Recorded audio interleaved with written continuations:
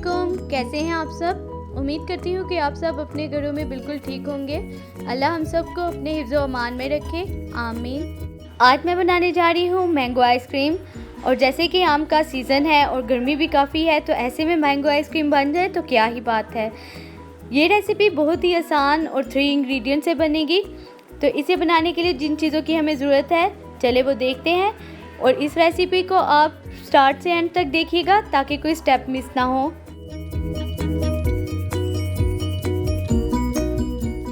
इसके लिए हमें चाहिए कंडेंस मिल्क, आम के क्यूब्स। यहाँ पर मैंने चुनसा आम लिया है क्योंकि वो काफ़ी टेस्टी और मीठा होता है। और मैं यहाँ पर यूज़ कर रही हूँ व्हिप क्रीम।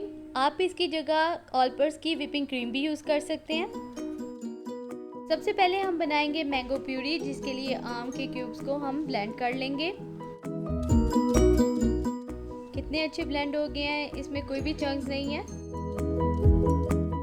ये मैंगो प्यूरी हमें चाहिए 1 कप, जिसमें हम शामिल करेंगे आधा कप कंडेंस मिल्क और इसे अच्छे से मिक्स कर लेंगे। कंडेंस मिल्क ठंडा होना चाहिए, इसे तकरीबन 1 से 2 घंटा पहले फ्रीज़र में रख लें।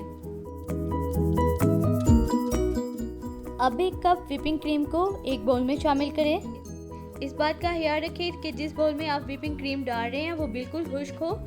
और इसके अलावा व्हिपिंग क्रीम जो है वो अच्छी खासी ठंडी होनी चाहिए। इसे तकरीबन 3 से 4 घंटा पहले फ्रीज़र में रख दें। अगर व्हिपिंग क्रीम आपकी गर्म होगी या रूम टेम्परेचर पे होगी तो वो कभी भी व्हिप नहीं होगी, इसलिए इसे तकरीबन 3 से 4 घंटा पहले फ्रीज़र में रख दें। और जब वो ठंडी हो जाए फिर ही इसे यूज़ करें। और तकरीबन 2 से 3 मिनट हाई स्पीड पे बीट करने के बाद ये व्हिप्ड हो जाएगी, जैसे कि वीडियो में दिखाया जा रहा है। और अगर आपके पास इलेक्ट्रिक बीटर नहीं है तो आप हैंड बीटर भी यूज़ कर सकते हैं। जब व्हिपिंग क्रीम इस कंसिस्टेंसी में आ जाए जैसे कि वीडियो में नज़र आ रहा है, तो आइसक्रीम बनाने के लिए ये बिल्कुल परफेक्ट है। अब इसमें हम शामिल करेंगे मैंगो प्यूरी और कंडेंस मिल्क का मिक्सचर और इसे अच्छे से मिक्स कर लेंगे। मिक्स करने के बाद अगर आपको लगे कि कलर लाइट है तो आप येलो फूड कलर यूज़ कर सकते हैं। मैंने यहाँ पर येलो फूड कलर तकरीबन 1 पिंच यूज़ किया है। ये सिंपल बिरयानी में जो यूज़ होता है मैं वही कलर यूज़ कर रही हूँ। और अगर आपको ज़्यादा कलर पसंद है तो आप ज़्यादा भी यूज़ कर सकते हैं। फिर इस तमाम मिक्सचर को किसी एयर टाइट बॉक्स में डालें और ऊपर से कवर करने से पहले इसे 1 से 2 दफ़ा टैप कर लें ताकि कोई बबल ना रहे अंदर। फिर इस पर क्लीन शीट अच्छे से लगा लें जैसे कि वीडियो में नज़र आ रहा है, ताकि कोई भी क्रिस्टल ना बन सके। अब इस पर ढक्कन लगा दें और इसे फ्रीज़र में रख दें तकरीबन 7 से 8 घंटे के लिए या ओवरनाइट।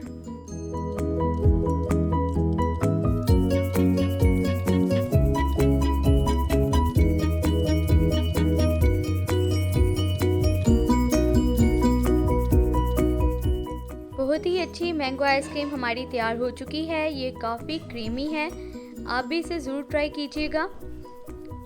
ओवरनाइट फ्रीज़र में रखने के बाद इसका रिज़ल्ट काफ़ी अच्छा हो जाता है, इसमें कोई भी क्रिस्टल नहीं है। आप भी इस रेसिपी को ज़रूर ट्राई कीजिएगा और मुझे बताइएगा कि आपकी आइसक्रीम कैसी बनी। अगर आप भी इस रेसिपी को एज इट इज़ ट्राई करेंगे तो इंशाल्लाह आपका भी 100% रिज़ल्ट आएगा।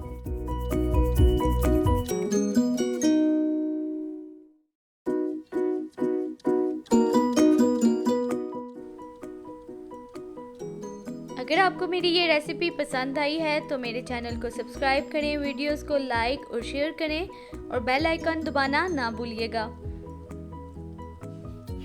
दुआओं में मुझे याद रखें। Thanks for watching. अल्लाह हाफिज़।